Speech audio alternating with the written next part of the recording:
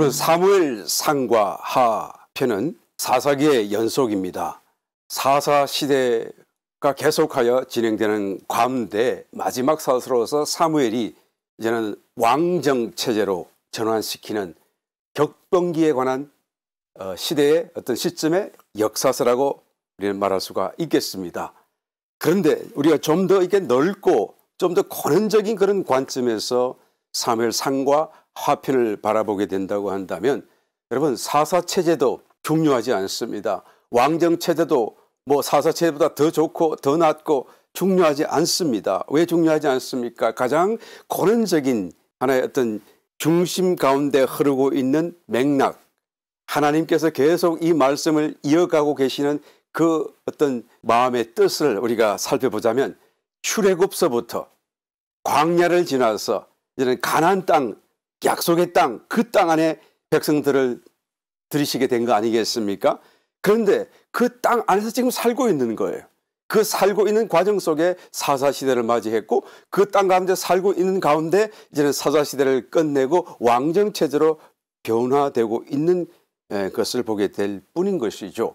체제가 중요한 것이 아니고 하나님께서 지금 가나안 땅, 그 약속의 땅 가운데 하나님의 백성들을 들이셨다라는 그 사실이 중요하고, 그 땅 가운데서 과연 이 백성들이 어떻게 살고 있는가, 어떤 면에서 어떤 축복을 누리며 가나안의 어떤 좋은 점을 그들의 축복으로 삼고 살고 있는가라는 사실이 제일 중요한 하나의 중심적인 이슈다라는 것을 우리는 놓쳐서는 안 되는 것이죠. 그러니까 사사기라고 해서 사사들의 관심을 가질 게 아니고, 왕정체제로 바뀌었다고 해서 그래서 무엇이 달라지나 이렇게 관심할 것이 아니라, 과연 그 가나안 땅에서 사사로든 왕정으로 살던 그 체제가 문제가 아니라 과연 어떤 것이 더 하나님의 나라로 잘 대변되고 있으며, 또 어떤 것이, 어떤 체제가, 또 어떤 사람들이 하나님의 그 복, 가나안 땅이라고 하는 그 복을 잘 누리며 살고 있는가라는 것을 우리는 살펴야 될 필요가 있는 것이죠. 이 사무엘서에서 등장하는 여러 사람들이 있습니다만, 그 중에서 매우 중요한 5 인물들을 우리는 오늘 이 시간에 한번 살펴보심으로써 그들이 어떻게 살았는가, 그들이 그 약속의 땅인 가나안 땅에서 어떤 면에서 축복을 누렸는가라는 것을 우리가 한번 깨달아 보시고, 오늘날 저와 여러분 다시 한번 영적 가나안을 향하여, 또 그 가나안에서 살고 있는 저와 여러분들이 어떤 면에서 축복을 추구하며 또 어떻게 살아야 하는 것을 새롭게 깨닫고 다듬을 수 있는 귀한 축복이 되시기를 예수님 이름으로 축원합니다. 첫 번째로 우리가 기억하는 사람들은 단연코 엘리 제사장일 것입니다. 엘리 제사장과 사무엘 두 사람이 대비되어지죠. 이 엘리 제사장은 출생과 더불어서 제사장이었습니다.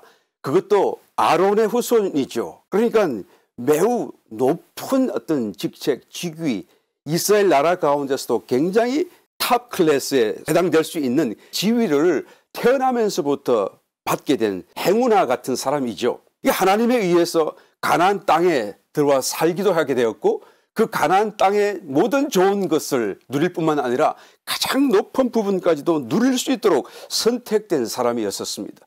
그런 운명이었어요. 그런데 자기 자신이 신앙적인 불충으로 인해서 도중에 이 모두를 다 상실해버리고 말아요. 자기만 상실한 것이 아니라 자기 자손도, 자기 후손들까지도 다 하나님의 은혜의 흐름이 끊어지고 만 것을 보게 됩니다.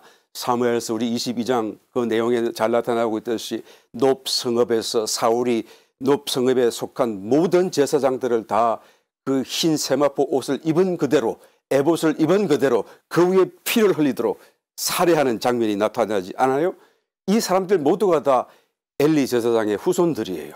또 더 거슬러 올라가게 되면 아론의 후손들이죠.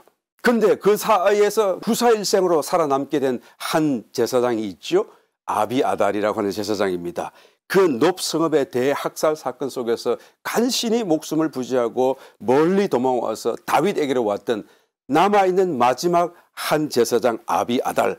이 아비아달이 다윗과 더불어서 잘 하나님을 섬기다가 다윗이 이제 나이 들어서 침상에서만 생활하는 그때가 되었을 때, 이런 솔로몬 왕을 다윗은 왕으로 세울 것을 예정하고 있었지만, 그러나 아도니아라고 하는 또 다른 아들이 반역을 하게 되죠. 그 반역하는 무리에 아비아달 이 제사장이 가담을 합니다. 그래서 어떻게 됩니까? 나중에는 결국 솔로몬이 왕으로 즉위하고 전부가 다 폐위를 당하게 되죠. 만약에 가담했던 아비아달도 마찬가지 제사장 직분을 더 이상 이제 수행하지 못하게 됩니다. 그리고는 이제부터 제사장 직분은 사독 계열로 옮겨가게 돼요. 물론 사독 제사장도 아론의 아들입니다. 물론 다른 아들이죠. 아론의 후손입니다. 아론에게는 네 아들이 있었잖아요. 두 아들이 먼저 벌을 받아 죽고 나머지 두 아들 엘르아살과 이다말이 있었는데 이다말의 후손이 바로 아비아달 엘리 제사장의 계열이고 그다음에 엘리에셀 이 아들의 계열이 바로 사독 제사장이죠. 그래서 이제는 다시 원 상태로 제대로 돌아오게 된 거예요. 여하튼 엘리 제사장은 이 일로 인하여서 모든 하나님의 은혜를 다 후손들까지 포함해서 잃어버리게 되는 하나의 같은 비극을 맞이하게 됩니다. 왜 그랬나요? 그가 제사장 직분에 있어서 좀 느슨했던 거예요. 제사장으로서 자기 직분을 감당하는 데 있어서 느슨했던 것입니다. 불법을 행하는 자식들을 보고도 교정하지 않았어요. 홈리와 비나스였죠. 이것은 다만 자녀 교육을 잘못했다라는 것이 아닙니다. 자녀 교육의 문제로만 끝나는 것이 아닙니다. 물론 자녀 교육도 잘못했어요. 그것도 잘못한 것이지만 그들이 불량자였다고 할지라도 하나님의 제사를 경홀히 여기고 하나님의 성소를 경홀히 여기는 이런 어떤 악을 행했을 때는 적시로 어떤 조치를 취했었어야만 했던 것이죠. 당연히 하나님의 성소를 거룩하게 지켜야 될 제사장으로서 그 직무를 분명히 했었어야만 마땅했다라는 것이죠. 이런 부분에 있어서 엘리 제사장이 느슨했기 때문에 결국 하나님은 그를 내버리시고 이런 다른 사람으로서 제사장을 삼으시는데 그 사람이 누구입니까? 사무엘이에요.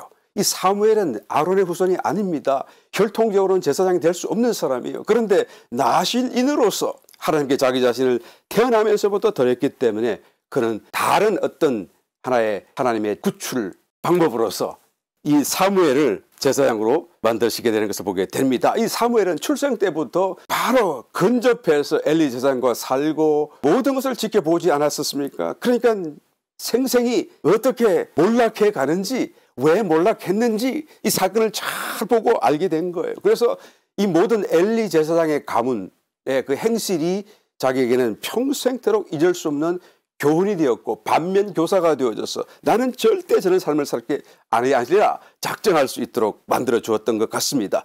여하튼 이 사무엘은 출생하여서부터 하나님께 바쳐진 나시린으로서 그의 성별된 삶을 끝까지 잘 지켰어요. 또 선지자로서 제사장으로서 그 역할을 온전하게 또한 완수했습니다. 사사로서도 훌륭하게 그 직분을 잘 감당했어요. 마침내는 사사시대를 끝내고 왕정시대로 변화를 주도함으로써 광역적인 넓은 의미에서 여하튼 하나님의 경륜을 충실하게 이루어가는 하나님의 종이 되었던 것을 성경 속에서 잘 보게 됩니다. 그의 삶은 출생에서부터 죽음까지 가난의 모든 좋은 것을 온전하게 가장 높은 부분까지 누릴 수 있었던 유일한 한 사람이었다라는 것을 알 수가 있습니다. 사무엘상 28장 말씀을 보니 신접한 여인을 사울이 찾아갔고 자기의 다급한 전시 상황을 또 장례를 하나님께 여쭙기 위해서 무당을 찾아갔지 않았었습니까?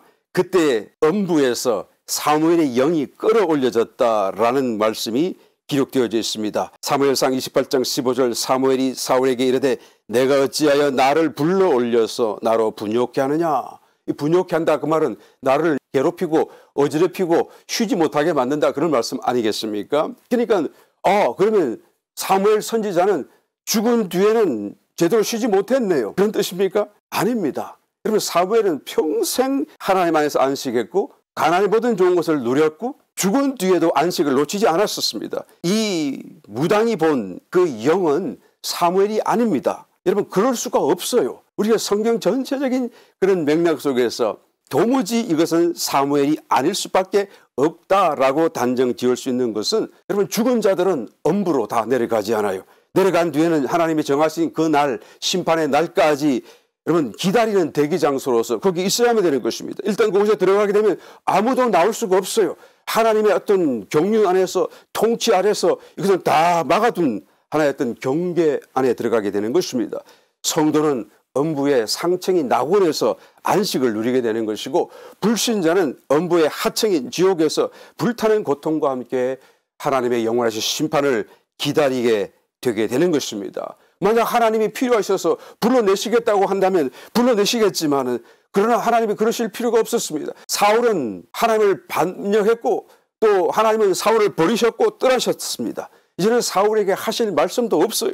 그 신접한 자의 술수에 하나님이 사무엘을 맡길 리가 있겠습니까? 안식하는 사무엘의 영을 맡기겠어요? 하나님의 그 통치가 이런 신접한 자, 하나님이 가장 싫어하고 미워하는 그런 사람들에게 신범당하도록 하나님께서 그것을 내버려 두시겠습니까? 그럴 수가 없습니다. 더더군다나 하나님이 아끼시는 선지자의 영혼을 그 신접한 자가 마음대로 이용하도록 나오라 가라 하는 것을 하나님께서 두고만 보시겠습니까? 말도 안 되는 얘기가 될 것입니다. 무녀가 본 그 사무엘의 형상은 사무엘이 아니라 사탄이거나 악령이거나 귀신들이거나 여하튼 이 악한 존재들이 사무엘로 가장해서 환상 속에 보게 했던 하나의 사무엘의 형상이다라고 말할 수밖에 없습니다. 더구나 사울은 그것을 직접적으로 보지 못했잖아요. 그 자리에 있었지만 보지 못했어요. 무녀가 말하는 그 말의 내용을 보고 아 이것이 사무엘인가 보다라고 자기가 스스로 판단했을 뿐인 것이죠. 모든 것이 다 불분명합니다. 여러분 사무엘 그 형상이 사울에게 했던 그 내용을 보게 되면 그 내용은 전부 다 사실 아닙니까? 또 그대로 이루어지지 않았었어요. 그러니까 예언이잖아요. 만약 하나님이 이것을 허락하지 않았다고 한다면 어떻게 사울이 그날 그의 아들들과 함께 그 다음 날 전장에서 죽을 것을 이 악한 영들이 알고 예언할 수 있었겠는가? 그러니까 이것은 악한 영이 아니라 정말로 사무엘의 영이 나온 거 아닙니까? 라고 생각할 수 있습니다만 그렇지 않습니다. 하나님께서 그렇게 하실 리가 없고 또 하나님께서 그렇게 하셨다고 하더라도 여러분 그것은 전혀 이상하지가 않습니다. 하나님은 발람 이방 선지자를 통해서도 이스라엘을 축복하신 적이 성경에 기록되어 있지 않습니까? 이 발람 이방 선지자는 탐욕에 가득한 사람이고 재물에 눈이 어두운 사람이에요. 하나님의 뜻이 뭐고 하나님이 가지 말라고 함에도 불구하고 그런 것을 거절하고 가서 저주하려고 하는데 하나님이 그 입을 딱 막으시고 저주 대신 축복을 말하게끔 만드셨던 것을 성경이 기록해 주고 있습니다.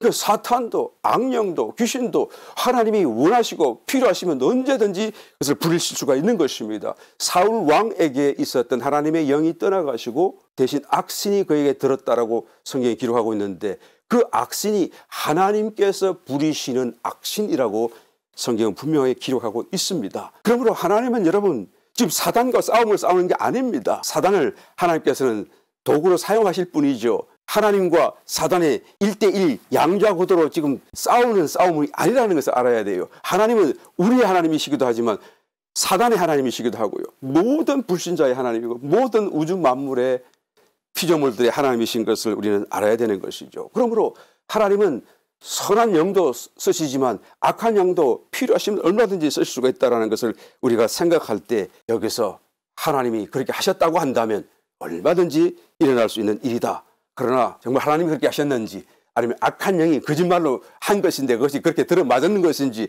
그건 정말 우리가 단정할 수는 없겠지만 여하튼 사무엘의 영은 절대 아니다라는 것을 우리는 분명히 말할 수 있어야 하는 것입니다. 사무엘은 나군에서도 안식하고 있었고 죽었어도 그의 안식을 방해받은 적이 없다라고 우리는 말해야 되는 것입니다.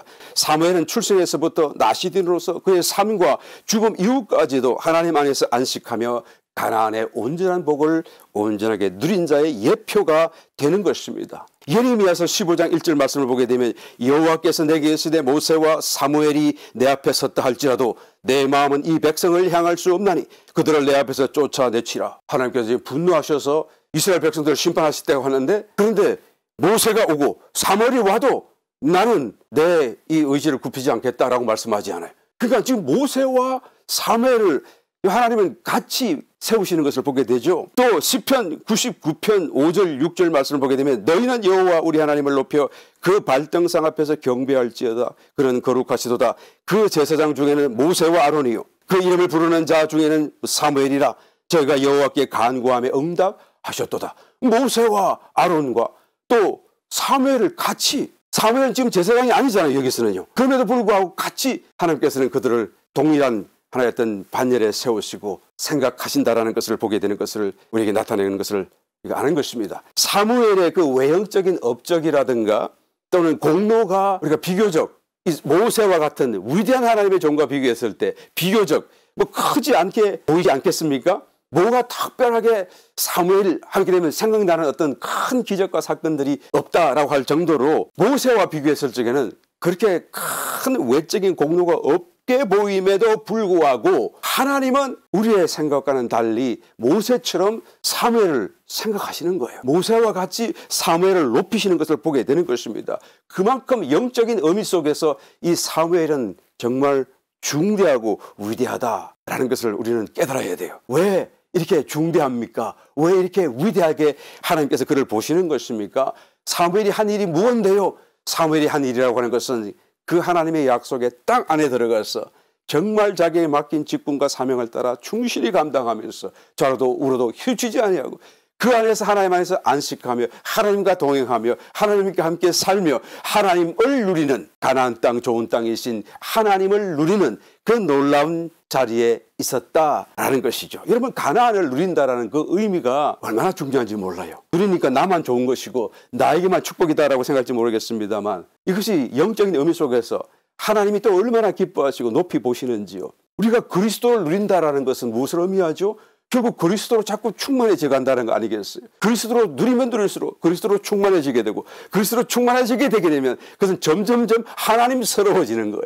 그러니까 어떤 많은 공적보다도 그 존재 자체가 하나님으로 채워지는 그것이야말로 정말로 천사들 앞에서 영적인 존재 앞에서 위대하고도 중대한 사건이 아닐 수 없는 것입니다. 이 가나안 땅이라고 하는 것은 좋은 땅이신 그리스도이잖아요. 가나안 땅을 누린다라는 것은 그리스도를 체험하는 것을 의미하지 않아요. 우리가 광야 기도하시는 분들은 이 말의 의미를 좀 더 실감 있게 느끼실 줄 믿습니다. 우리가 광야 기도 가운데서 주님을 체험하려고 하는 것이고 주님을 만나려고 하는 것이고 그 자리에 나아가려고 하는 것이니까 말이죠. 정말로 이것이 우리에게 얼마나 중대하고 큰 축복인지 다 말할 수가 없습니다. 그 다음에 요나단을 생각해 보시길 바랍니다. 요나단은 사울의 아들로서 모든 면에서 훌륭했어요. 사울 같지 않았습니다. 사울처럼 자기의 왕국을 건설하여 들지도 않았었습니다. 자기의 마음에는 그런 것이 전혀 들지 않았어요. 하나님께서 원하시는 길이 다윗이 왕이 되고 자기는 다윗보다도 더 낮아지게 될 것임을 알았습니다. 그리고 그것을 자기는 믿었었어요. 그리고 그의 행동은 늘 모든 면에서 정의로웠었습니다. 특별히 다윗을 사랑했다라고 성경 기록하지 않아요. 자기 아버지를 따라서 다윗을 미워해야 될 입장에 있는 아들이 오히려 아버지와는 다르게 다윗을 사랑했어요. 아주 끔찍히 사랑했습니다. 그리고 그와 언약도 맺었다라고 말하지 않아요. 그러니까 여러분 다윗이 그리스도를 상징한다고 한다면 요나단은 그리스도를 사랑하는 오늘날 신약 성도를 예표한다라고 할 수가 있을 것입니다. 요나단은 저와 여러분을 예표하고 있어요. 모든 면에서 다 훌륭했고 완전했지만 딱 한 가지가 부족했습니다. 한 가지 부족한 것이 무엇입니까? 신약 성도로 비유하자 치면 자기 십자가의 문제 앞에서 멈춰섰다라는 거예요. 그것을 넘어가지 못했었습니다. 누가복음 14장 26절 말씀 물론 내게 오는 자가 자기 부모와 처자와 형제와 자매와 및 자기 목숨까지 미워하지 아니하면 능히 나의 제자가 되지 못하고 누구든지 자기 십자가를 지고 나를 쫓지 않는 자도 능히 나의 제자가 되지 못하리라. 그렇죠? 자기 부모를 미워하고 그리고 나를 쫓아야지 나의 제자가 된다라고 말을 하잖아요. 이 요나단이 자기 아버지를 떠났다라고 한다면 완전했을 것입니다. 그래서 다윗에게로 왔더라고 한다면 혹시 그의 아버지 사울에게 어떤 알지 못할 도움이 되지 않았을까라는 생각도 해볼 수가 있는 것이죠. 요나단에게 왕위를 물려줘야 되는데 그래서 그의 왕국을 계속 영원히 건설해야 되는데 그 요나단이 자기를 배신하고 다윗에 가버렸으니까 자기가 원수로 생각하는 다윗에게 가버렸으니까 이런 그 사건이 사울 아버지에게 굉장한 충격으로 다가왔을 것입니다. 또 혹시 긍정적인 그런 어떤 변화를 위한 어떤 고뇌, 본뇌로 또한 그에게 어떤 영향을 주지 않았을까라는 생각인 것이죠. 하여튼 요나단은 아버지를 포기할 수 없었어요. 아버지를 떠나가지 않았습니다. 그 아버지가 하나님과 대적하고 있는 것을 보고서도 이 길이 잘못된 것을 알고서도 그는 떠나지 않았었습니다. 하나님보다 육신의 아버지를 선택함으로써 결국 그의 마지막이 자기 아버지 사울처럼 비극적으로 끝날 수밖에 없었어요. 다른 모든 면에서 완전했고 훌륭했고 다윗을 사랑했고 언약까지 맺었지만 그러나 그의 마지막은 비극으로 끝나게 되고 말았다라는 것입니다. 아이고 아버지를 당연히 사랑하고 자기 육신의 아버지를 당연히 따라가는 것이 너무 자연스럽고 당연한 거 아닙니까? 라고 생각할지 모르겠습니다만 여러분 신앙인이라고 한다면 깊이 이 문제를 다시 한번 생각해 보아야만 하는 것입니다. 주님께서 하신 말씀이 이지 않습니까? 물론 내게 오는 자가 자기 부모를 미워하지 아니하면 능히 나의 제자가 되지 못하고 어떻게 부모를 미워할 수가 있나요? 또 다른 십계명 성경 말씀에는 부모님을 공경하라고 하셨는지는 또 언제인데 이 답지가 갑자기 주님은 부모를 미워하라고 말씀합니까? 라고 우리가 또 반문할지 모르겠습니다만 우리는 이 말씀을 잘 이해해야 돼요. 주님의 이 말씀을 잘 깨달아야 되는 것입니다. 주님이 목숨된 말을 할 리가 없지 않아요? 부모를 미워하고 자기 목숨도 미워하고 자기 처자도 자기의 형제도 미워하라고 하는 이 말씀이 정말로 우리의 감정 속에서 미워하고 우리가 정말로 그분들을 사랑하던 것을 반대로 돌아가서서 미워하라는 그 말씀인 것을 말하는 것입니까?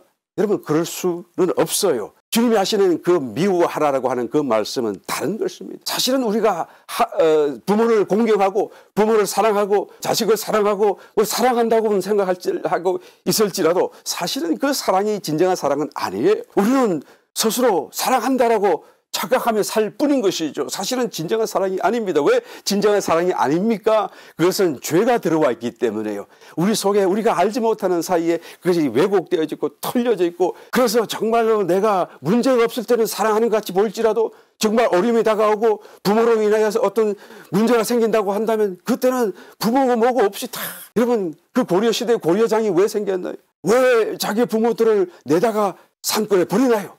있을 수 없는 사건 아닙니까? 아무리 먹기가 힘들다고 할지라도 부모님을 사랑한다고 한다면 같이 죽어야죠. 같이 살든지 어떻게 그것이 부모를 내던지면서 자기만 살겠다고 하는 것이 그것이 부모 사랑 맞아요? 여러분 그건 정말로 우리 속에 잘못되었다는 걸 보여주지 않아요? 부모 모시기가 왜 그렇게 힘든가요? 내가 부모님을 사랑하는데도 막상 부모님 같이 살기는 좀 부담스러워요. 내가 사랑하는데 왜 그게 부담스럽죠? 또 자식들은 왜 부모에게 늘 사랑한다 말을 하면서도 자꾸 부모보다 멀리 타도시로 도망가죠?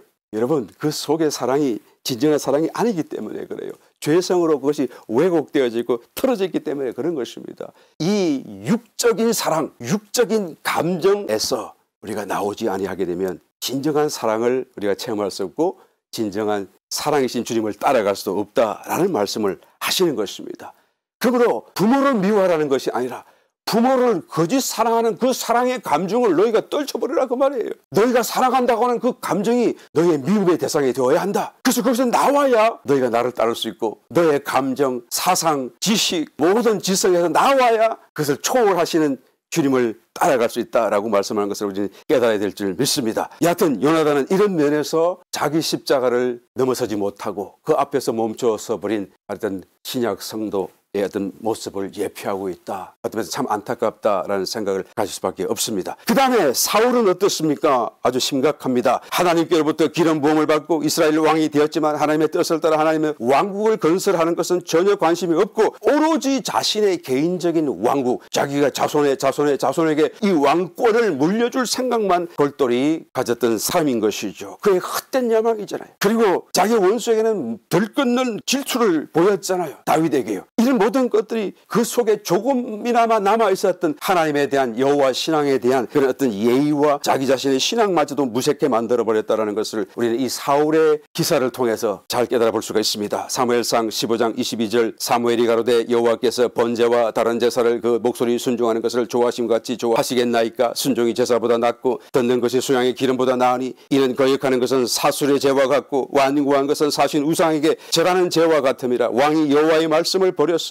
여호와께서 왕을 버려 왕이 되지 못하게 하셨나이다. 이 말씀 정말로 사울의 모든 생애를 완전히 요약하는 말씀 아닙니까? 거역했다는 거예요.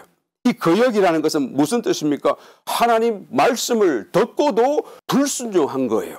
이 거역한 것은 사술의 죄와 같다. 이 말은 오늘날 말로 하게 되면 점치는 것을 말하는 거예요. 점치는 것과 같다. 하나님이 귀를 성경에서 말하고 있고 하나님의 뜻이 기도 속에서 말씀되는데 이거는 들으려고 하지 않고 점쟁이를 찾아가는 거예요. 이게 거역하는 것입니다.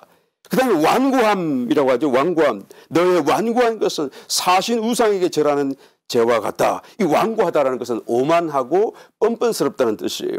하나님의 뜻을, 말씀의 뜻을 자기가 깨달아 알면서도 자기의 뜻을 세우려고 그것을 모르는 척, 힘써 모르는 척 하는 것이 바로 완고한 것이고 오만한 것이고 뻔뻔스러운 것이죠. 이것은 우상에게 절하는 것과 같다. 하나님을 알면서도 돌아서서 우상에게 절하는 것과 같다. 이 말이에요. 그의 결국은 비참한 비극으로 끝나는 것을 보게 됩니다. 모든 좋은 것을 몰수히 도로 다 빼앗겠다라는 것을 성경이 적나라하게 증거해 주고 있는 것을 보게 되는 것입니다. 신약 성경에서 마치 한 달란트 받은 그 사람이 자기의 육적인 삶만 살고 하나님의 영적인 삶을 살지 않았던 그 결과로 그 손에 쥐어졌던 한 달란트마저도 빼앗겨버리고 자기는 몰수히 아무것도 남기 없이 다 빼앗겼던 결과를 연상케 만들고 있습니다. 마태복음 16장 25절 누구든지 제 목숨을 구원코자 하면 잃을 것이요 누구든지 나를 위하여 제 목숨을 잃으면 찾으리라. 사람이 만일 온 천하를 얻고도 제 목숨을 잃으면 무엇이 유익하리요. 사람이 무엇을 주고 제 목숨을 바꾸겠느냐. 사울과 같은 사람이 오늘날 신약시대를 살고 있다고 한다면 이 말씀이 정확하게 적용될 수밖에 없을 것입니다. 신약시대를 살고 있는 저와 여러분, 자기의 왕국을 건설하려고 해서는 안 됩니다. 나에게 주어진 삶의 시간을 나를 위해서 살아가서는 안 된다는 그런 말씀이죠. 자기 왕국을 건설한다고 하는 것은 자기의 삶을 오직 자기만을 위해서 투자하고 쓴다라는 말씀과 일맥상통하는 것입니다. 원칙상에서 같은 것을 말하고 있는 것이죠. 그러므로 자기의 시간을 하나님의 나라를 위하여 하나님의 뜻을 위하여 쓸 수 있기를 고민해야 되는 것입니다. 마태복음 6장 31절 그러므로 염려하여 이르기를 무엇을 먹을까 무엇을 마실까 무엇을 입을까 하지 말라. 이는 다 이방인들이 구하는 것이라. 너희 천국에서 이 모든 것이 너희에게 있어야 할 줄을 아시느니라. 우리는 먹고 마시고 자고 날 생계에 부달해서 살고 잘 살고 그것이 성실한 삶인 줄 생각했는데 성경은 뭐라고 말씀합니까? 그것은 이방인들이 구하는 것이라. 하나님이 다 알고 계신다.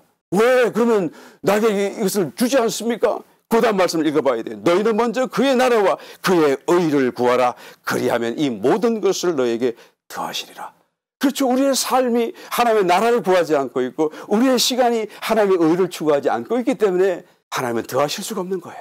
우리는 자기 왕국을 건설하고자 우리의 삶의 시간을 허비해서는 안 되는 것입니다. 사울은 그의 시작은 기름 부음을 받았던 왕으로서 가장 높이 올려졌던 사람이었지만 그러나 하나님의 왕국을 관심하지 않음으로 인하여서 모든 것을 다 빼앗기고 땅에 떨어진 것을 보여주고 있습니다.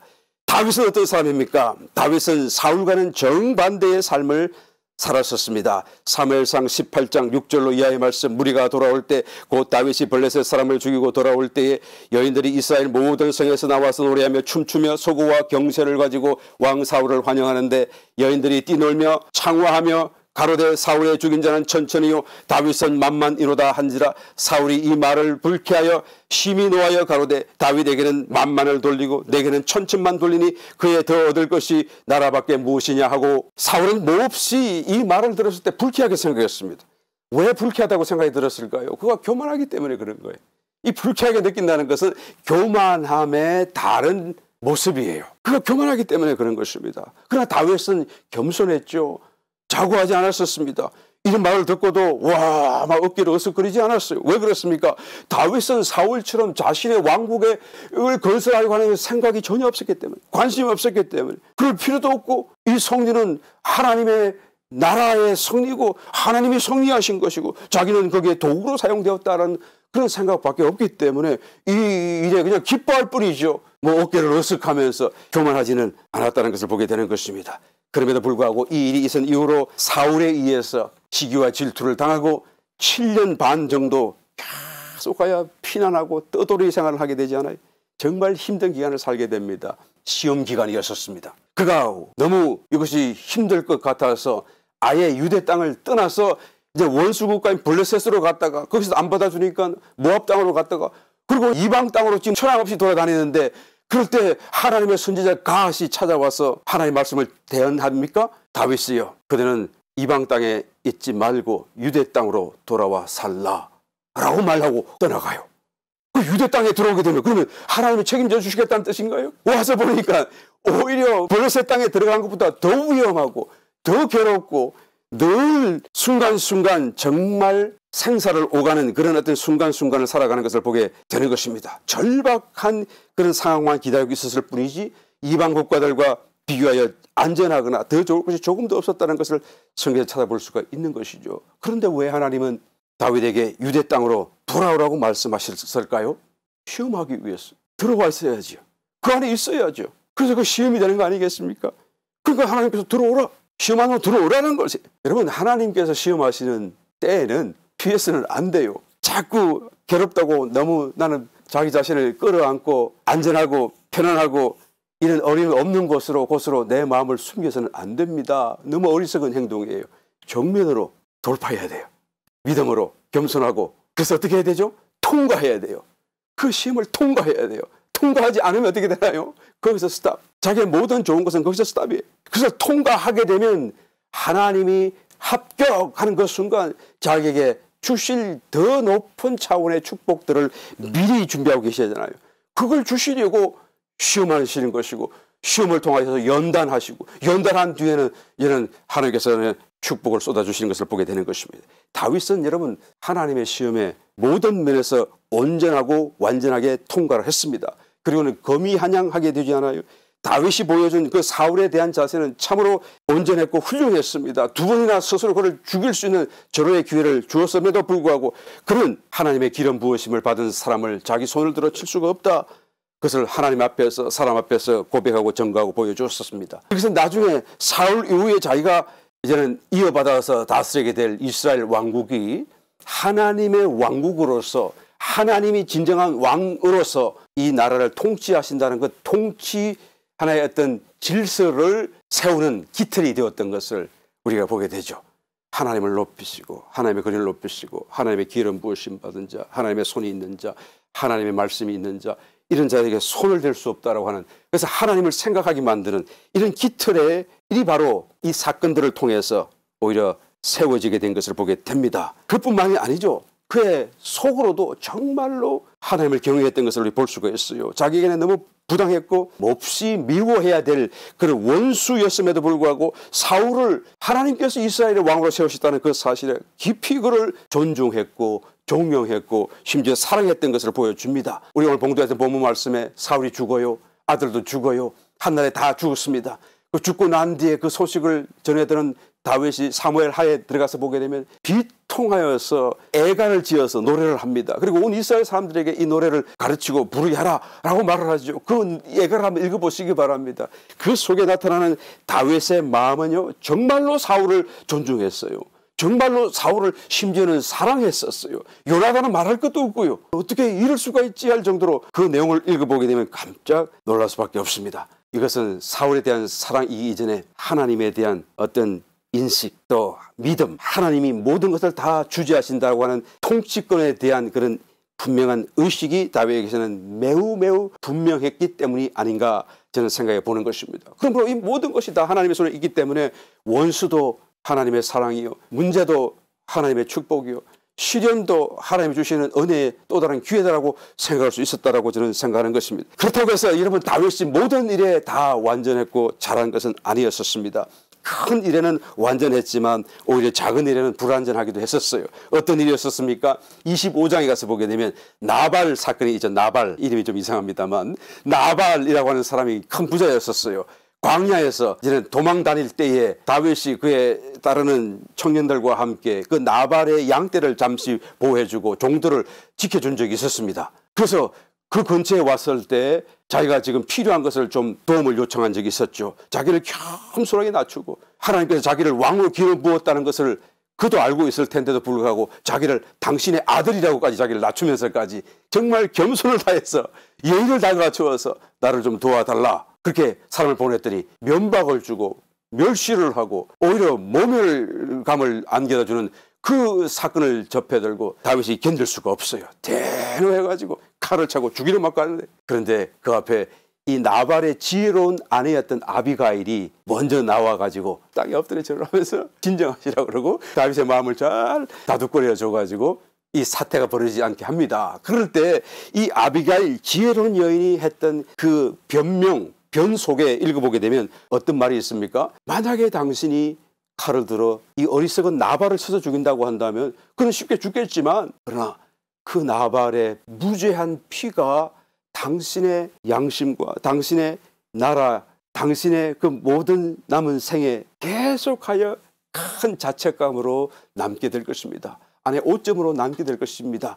그런데 하나님께서 당신을 사랑하사 나를 보내시고 이 일을 맡게 하셨다라는 그런 말씀이 고백되고 있지 않습니까? 그의 명성과 그의 마음에 두고두고 후회할 뻔했었어요. 자기를 돕지 않았다고 그래서 칼을 빼가지고 그 피를 흘릴 만큼 그건 아니잖아요. 뭐 그래도 상관은 없었겠지만, 그러나 그럴 정도는 아니었잖아요. 그래서 만약에 양심의 가책이 일어난다고 한다면 두고두고 후회할 일이었었고, 또 하나님의 나라를 생각하고 하나님의 통치를 생각한다고 한다면 그래서는 더더군다나 안 되었었던 것이죠. 이것은 너무 작은 일이에요. 다윗에게.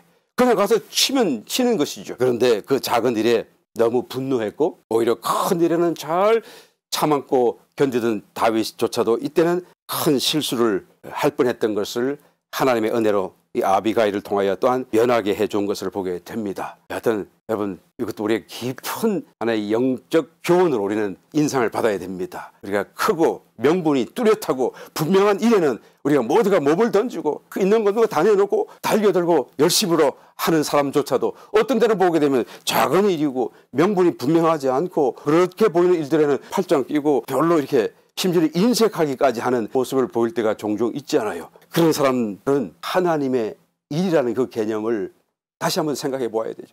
큰 일도 하나님의 일이지만 작은 일도 하나님의 일입니다. 그러면 작은 일에 충성해야 돼요. 똑같이 충성해야 돼요. 큰 일이든 작은 일이든 내가 작은 일에 작은 것에 충성하였으면 내가 큰 것으로 내게 맡기리니 착하고 잘하였도다. 충성된 종아, 주님께서 칭찬하지 않습니까? 여하튼 다윗은 하나님의 경륜 안에서 이제 곧 자기가 죽고 나면 1000년 세월이 지나간 뒤에 이 땅 위에 성육신하실 예수 그리스도의 혈통적인 조상이 됩니다. 마태복음 1장 1절에 그 말씀을 기록하지 않습니까? 신약을 시작하면서 아브라함과 다윗의 자손 예수 그리스도의 세계라. 아브라함이 이삭을 낳고 이삭은 야곱을 낳고 야곱은 유다와 쭉 이렇게 낳다가 결국 다윗에 이르고 다윗이 계속 또 자손을 낳고 그 끝에 예수님이 탄생하시는 모습이 기록되어져 있습니다. 이 다윗은 하나님의 경륜 안에서 혈통적으로 예수님의 선조로 태어난 거예요. 그러니까 정말로 그의 왕으로서 접이 되는 이 사건이 자기를 위한 것이 아니라 사실은 하나님을 위한 것이고 그리스도를 위한 것이고 왕권을 의미하는 상징하는 의미 속에서 하나님의 경륜 속에서 어떤 하나님의 역사를 위하여 탄생하고 살게 되었다는 것을 생각해야 되는 것입니다. 본인이 이 사실을 정말로 인식하고 깨달았는지 모르겠습니다만 여하튼 하나님의 경륜 안에서 그의 삶이 얼마나 중요한 의미를 가지고 있었고 그의 위치가 그의 일거수일투족이 얼마나 많은 영적인 의미를 가지고 있었는가를 우리는 깊이 생각해 봐야 되는 것입니다. 다윗은 자신의 삶을 단순히 자기 자신의 개인적인 삶이다라고 생각해서는 안 돼요. 하나님 보시기에 정말 기특하게 자기는 스스로 자기 십자가를 선택하고 자기를 부인하는 그런 삶을 선택하여 살았었습니다. 개인적으로 볼 적에 정말 잘한 일입니다만 그러나 하나님의 경륜 안에서 정말로 그가 본래부터 그렇게 살지 않으면 안 되게 되어져 있었다는 것을 우리는 깨달아야 되는 것입니다. 여러분, 신약 성도인 저와 여러분들도 마찬가지죠. 요한계시록 21장과 22장에 보게 되면 새 예루살렘 성이 나타나는데 모든 인류의 역사가 마지막으로 완성이 되어지고 하나님의 창조의 목적과 의미가 새 예루살렘 성으로 완성이 되어지는 모습을 아주 장엄하게 묘사하고 있습니다. 그런데 그 새 예루살렘 성이 바로 저와 여러분이라고 말을 하지 않아요. 그러니까 저와 여러분, 신약시대를 살아가는 성도인 저와 여러분의 삶이 나 자신의 개인적인 삶이라고 생각해서는 안 된다는 거 말이에요. 우리의 삶이 이 새 예루살렘 성과 연결되어져 있다는 것을 여러분 인식해야 돼요. 우리의 삶 하나하나의 순간순간이 나의 일거수일투족이 결국에는 점도 없고 험도 없고 티나 주름 잡힌 것이 없어야 이제는 여러분 합당하게 되는 것이고 또 하나님의 역사와 하나님의 경륜이 완성될 수 있다는 것을 우리는 알아야 되는 것입니다. 그래서 하나님은 신약 시대를 살아간 저와 여러분들을 계속 일깨우기를 원하시는 것입니다. 우리가 만약에 살아있는 동안에 점도 험도 티다 주름 잡힌 것이 없도록 정화되고 깨끗해지지 아니한다고 한다면 그리고 성령의 열매를 맺지 못한다고 한다면 죽은 뒤에라도 뜨거운 불을 통과하게 하셔서 우리를 정화시키고 그 가운데서 비록 씻겨내시듯이 우리를 구원하신다는 사실을 성경이 기록하고 있지 않습니까? 이 사무엘상에 나타나는 5사람의 중요한 인물들, 사건들을 통해서 제일 중요하다고 우리가 반드시 있어야 되겠다고 생각되는 부분이 바로 이 부분인 것입니다. 다른 어떤 것보다도 자기 십자가를 우리는 기쁨으로 또 환영하며 우리는 그것을 맞이해 가야 한다라는 것이죠. 신약 성도의 삶은 처음부터 끝까지 중요한 순간까지 시험의 기간입니다. 그 시험이라고 하는 것은 우리를 멸망시키려는 것이 아니라 우리를 자꾸 다듬는, 그래서 정화시키고 새 예루살렘 성으로 빚어가는 그런 하나의 기간이다라는 것을 우리는 알아야 되는 것이죠. 그러면 우리는 스스로 깨달은 자로서 가슴을 활짝 열고 환영해야 되는 것입니다. 환난을 환영하고 시험을 환영하고 내 죄로 인하여 고통당하는 것이 아니라고 한다면 이 모든 일은 다 그 끝에 하나님께서 우리를 정말로 놀라운 영광으로 채우시고 축복으로 채워주시기 위함이다라는 것을 알아야 되는 것입니다. 로마서 5장 1절로 이하의 말씀. 그러므로 우리가 믿음으로 의롭다 하심을 얻었은즉 우리 주 예수 그리스도로 말미암아 하나님으로 더불어 화평을 누리자. 또한 그로 말미암아 우리가 믿음으로 서 있는 이 은혜에 들어감을 얻었으며, 우리가 지금 예수님을 믿음으로 인하여서 하나님 앞에 서 있는 거예요. 그 앞에 지금 들어감을 얻었다라고 말하지 않아요? 우리가 믿음으로서 하나님 앞에 서 있는 거예요. 그리고 하나님의 영광을 지금 바라고 즐거워하고 있는 것입니다. 그걸 아직 못 받았어요다. 그래서 더불어 하나님과 화평을 누려야 한다라고 말하지 않습니까? 다만 이뿐 아니라 우리가 환난 중에도 즐거워하나니 이는 환난은 인내는 연다는 소망을 이루는 줄 알미니라. 왜 환난이 있습니까? 우리가 하나님 앞에서 완전하다고 한다면, 아직 하나님 앞에 섰지만 아직도 우리의 욕심과 우리의 왜곡된 감정과 어떤 정으로 인해서 이 하나님의 영광이 나타날 수가 없고 보여질 수가 없고 누림이 될 수 없도록 우리를 가로막고 있기 때문이다 라는 것을 말하고 있는 것입니다. 하나님 안에 들어왔고 하나님과 화평하게 되어졌음에도 불구하고 나의 욕심과 정으로 인하여서 이것이 가리워져 있다라고 것을 우리가 깨닫는다고 한다면 이것이 얼마나 참 안타까운 상황이 아니겠습니까? 그러므로 성도의 삶 중에서 환난을 즐거워하고 마땅히 여겨야 되는 것은 그 환난이 인내를 만들어내고 인내가 연단고 시험을 통과하는 부르시킨다는 말씀이죠. 주기 때문이라고 말씀하고 있는 줄 믿습니다. 저와 여러분 다시 한 번 더 이 사건들을 통해서 또 이 인물들의 삶을 통해서 우리의 신약시대를 살아가는 저와 여러분의 삶 속에 무엇이 부족한지를 깨닫고 그 길로 더 가까이 결국 하나님 가까이 나아가는 놀라운 축복이 되시기를 예수님 이름으로 축원합니다.